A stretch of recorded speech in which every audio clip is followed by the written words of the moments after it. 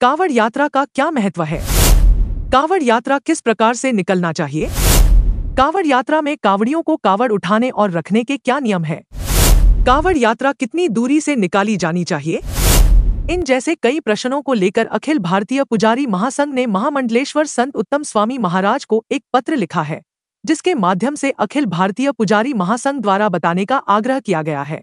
धर्म नगरी एवं शिव की नगरी उज्जैनी में इन दिनों श्रावण माह का उत्साह चरम पर दिख रहा है, जिसके कारण देवालयों में भीड़ लगी हुई है। कोई पूजन तो कोई अभिषेक तो वहीं कोई व्रत या उपवास कर रहा है। लेकिन इन सबके साथ ही कावड़ यात्रा के रूप में कावड़ी पवित्र नदियों, जलाशयों, तालाब एवं कुओं से जल भर भगवान भोलेनाथ का अभिषेक करने के लिए शिवालयों में पहुंच रहे हैं। बाबा महाकाल की नगरी उज्जैन में भी प्रतिवर्ष कई कावड़ यात्राओं के माध्यम से बाबा महाकाल का जलाभिषेक किया जाता है। लेकिन अखिल भारतीय पुजारी महासंघ की ओर से महामंडलेश्वर संत उत्तम स्वामी महाराज को पत्र लिखकर इसके धर्म संगत होने की जानकारी देने का आग्रह किया गया है।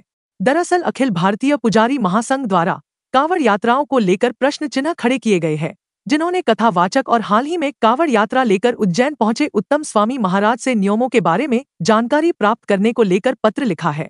अखिल भारतीय पुजारी महासंघ के सचिव रूपेश मेहता ने जानकारी देते हुए बताया कि आजकल दो प्रकार की कावड़ यात्रा देखने को मिलती है।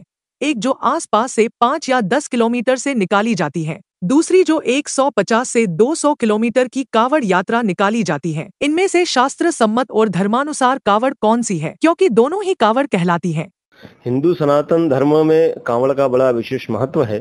उन विशेष महत्वों की जानकारी के लिए अखिल भारतीय पुजारी महासंघ की ओर से हमने एक पत्र भेजा है। पत्र में उन्होंने स्पष्ट करने के लिए कहा है कि कांवड़ यात्रा का महत्व क्या है, कांवड़ यात्रा किस प्रकार निकाली जानी चाहिए, कांवड़ यात्रा को उठाने और रखने के नियम क्या है, कितनी दूरी से निकाली जानी चाहिए, क्या कांवड़ यात्रा कांवड़ यात्रा आज की तारीख में वो भी कहला रही है जो 5 से 10 किलोमीटर में निकाल रहे हैं, वही कांवड़ यात्रा कहला रहे हैं, और जो 150 से 200 किलोमीटर के कांवड़ यात्रा निकाल रहे हैं वह भी कांवड़ यात्रा कहला रहे हैं। तो धर्म संगत कांवड़ यात्रा कौन थी?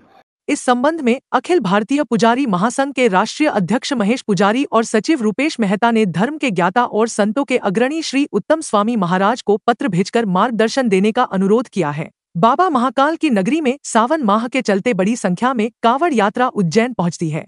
बीजेपी के नेता हो या कांग्रेस के, महामंडलेश्वर हो या साधु संत, सभी कावड़ यात्रा लेकर बाबा महाकाल के दरबार में पहुंचते हैं।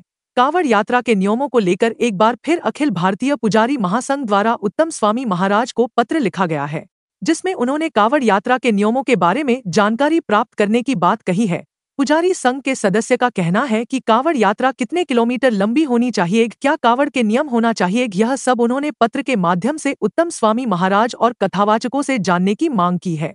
आज की जो कांवड़ यात्रा निकल रही है, आज की जो व्यवस्थाएं अपन कांवड़ यात्राओं की व्यवस्थाओं में देखते हैं कि डीजे बज रहा है, चप्पलों में चल रहे हैं, कांवड़ एक दूसरे को पास कर दी जाती है, वह बीड़ी भी पी रहा है, सिगरेट भी पी रहा है, पाउच भी खा रहा है, तो ये धर्म संगत कहाँ रही?